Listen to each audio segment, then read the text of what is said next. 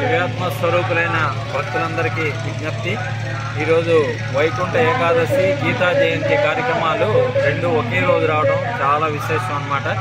మరి ప్రపంచంలో ఏదైనా ఒక పుస్తకానికి జయంతి కార్యక్రమం చేస్తారంటే అది భగవద్గీతకు మాత్రమే. అటువంటి పుణ్యదినాన్ని ఈరోజు ఇక్కడ మన గోదావరికంలో బస్టాండ్ సమీపంలో ఉన్నటువంటి శ్రీ మలయాళ స్వామి గీతాశ్రమంలో చక్కగా నిర్వహించుకుంటున్నాము.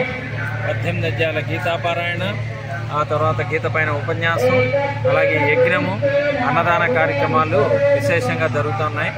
కాబట్టి 50 మంది భక్తులెల్లరూ ఈ కార్యక్రమంలో పాల్గొని ఈశ్వరానుగ్రహానికి, గురు కృపకు, శ్రీకృష్ణ పరమాత్మ యొక్క అనుగ్రహానికి పాత్రలు కావాల్సిందిగా కోరుచున్నాము. ఓం తత్సత్. ఓం తత్సత్.